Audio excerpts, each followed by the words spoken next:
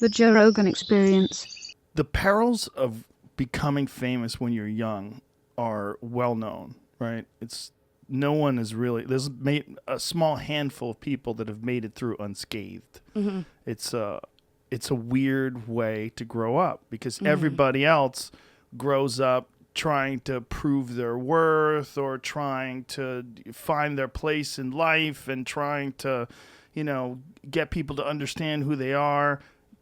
You grow up where basically most people who run into you know who you are before you know who they are. Mm-hmm. And they're already like kind of freaked out that you're there, and they'll do anything for you, and they want to see you, and they want to see you perform. They just want to see you sing and talk, and it's a very strange way to grow up. Right.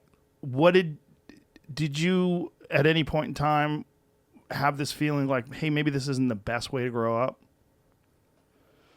So I grew up in Texas, Dallas, Texas. I keep forgetting we're in Texas, so Dallas. But I grew up, I went to public school except for the 1 year that I homeschooled on Barney and Friends.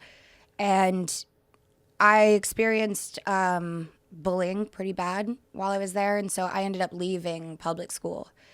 And I went into a really depressive state for a period of time. I didn't, when you're 12 and you're bullied, that's your social life. Like, your social life is everything to you. And so I felt like I didn't have much to look forward to anymore except for my music. And music kind of kept me alive. So it's not that like I ever looked at the industry as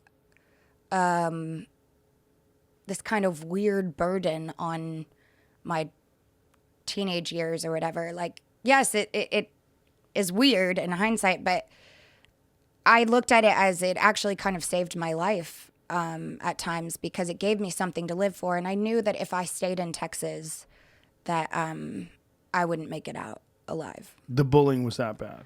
Yeah, the bullying was that bad. But and they knew that you had been on television already, yeah. So was that part of the reason why they were bullying you? So when I asked them, like, why are you guys... So it all started with, like, I wrote a note. You're in 6th, 7th grade, you're passing notes back and forth. And I called someone, this other girl, like, called her annoying and said she was being a bitch, right? And then that escalated to...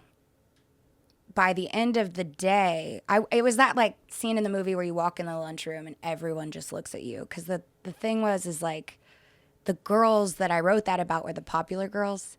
And so it just like anyone who wanted to be popular took their side. And everyone just was like, I don't know. So I had a concert that weekend on a military base. And I went to like Vegas for the concert or something. And when I came back, it just had increased. And so when I asked them, like, why are you guys doing this? I wrote a note. We all write notes in school. We're in 7th grade. That's what we do.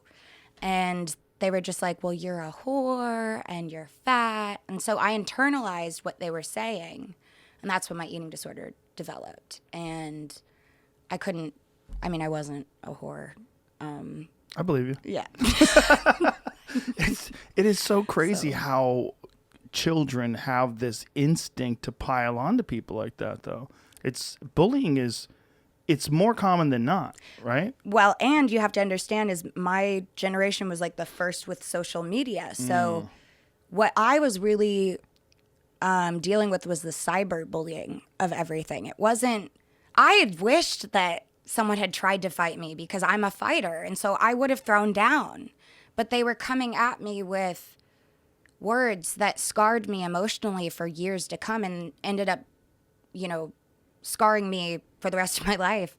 And I kept saying to people who didn't understand cyberbullying, like, I wish that someone had just hit me and gotten it over with because at least I wouldn't have to live with those words that they said to me for years.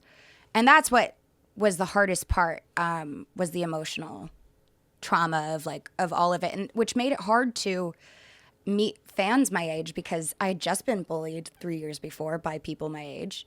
When I was meeting fans, I was excited to meet them, but at the same time, I knew what they were capable of. So I had this weird, like, battle in my head every time I'd meet someone my age of, like, I'm so appreciative of you, but I'm also terrified of what you're capable of. Wow. So you just had a wall up for any young kids that reminded you of the girls who bullied you. Which was my fan base at that time. And so that was always in my mind. And I actually never even told anybody that, really, because I didn't think it was important. I also felt guilty for feeling that way towards my fans. Did you discuss the bullying with anybody at the time? Oh, yeah. I discussed it with my mom. She took it. She came to the school and tried to tell them what was happening. And they were like, if it's cyberbullying, we can't do anything about it. It didn't happen on school grounds. So no punishment really took place. And they had a suicide petition that they passed around the school and tried to get people to sign it so that I would kill it gets gnarly. And girls can be mean. Yeah. Middle school girls can be mean. And so I talked about it a lot. And then I decided that was really my first taste of activism work, was being an advocate for anti-bullying. And I remember I decided to start talking about it, and I felt some purpose. And all of a sudden my career wasn't about my talent anymore. Have you ever run into those girls? So I haven't run into them, but I did make a phone call to the main girl that bullied me, because when I got sober, a part of the program they teach you to, on your 9th step, is you make amends. And when you do your resentments, or you make a list of resentments, you write down everyone you've had a resentment against your entire life. At least this is the way I was brought through the steps. And her name was on it. And when they had me go through what was my part, and I was like, well, I put the name down that she was a bitch. So I guess I did play a part in that. And when I looked at everything, I was like, I can't look back at that situation and say that I was innocent.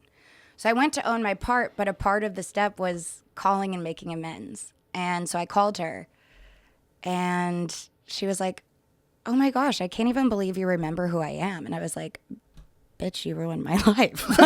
What? Are you fucking kidding me? And I was so, I just sat there and was like, cool, I think this concludes the end of this phone call. I'm sorry, and wish you well. Did you get past that? Did you talk to her? She was so thrown off that I even remembered who she was after becoming famous and a celebrity, that she wasn't interested in talking about what had happened when I was 12, or when we were 12. What did she want to talk about? What's it like to be you? How are you? Oh my God, I miss you so much. Ew. I hope you're well. And I was just God grant me the serenity to accept the things I cannot change. Isn't it? It's so strange. People that are not famous, for some reason, they think that people who are famous are not people. Yeah. You become a famous person. You're not a person. It's like you have a shield around you. You all your emotional scars or all of your past. Right. For some reason that doesn't affect you. Mm-hmm. You're in a castle somewhere, covered in gold, right? Yeah. Yeah. They think that. That's probably how she felt when she was talking to you. How do you remember me? You're in a castle covered in gold. And so I'm hearing this, thinking I just got out of treatment for an eating disorder. You don't think I remember you? You were the first person to ever call me, or not the first, but you were the first mean girl to call me fat. Of course I remember you. It was just wild. But, you look back at times like that, and everybody, those were my teachers at that time. We all have teachers and people. And so even though I used to resent that person for many years, I look at that time in my life and I'm like, well, I needed to learn those lessons then, and it is what it is. Can't change the past. It's a painful lesson. Yeah. That hangs with you for that long. But did you feel a large weight lifted off you after having that conversation with her? No. No? Felt the same way? No, it made me more upset, because I was like, how does someone who literally altered the course of my life, not that I'm blaming her for my eating disorder, I would have probably developed one anyways because my mother had one. And so I was I was looking at negative food behaviors, and that's all I knew. And so when someone called me fat, I knew exactly what to do. Now, like I said, I don't blame her for it, but I couldn't believe that she didn't think I remembered who she was after what she said made me decide to stop eating. Yeah, what I said earlier, I just don't think that someone like her ever thinks that someone like you even has normal feelings. Yeah, totally. And a lot of people still think that about celebrities. Like, Yeah.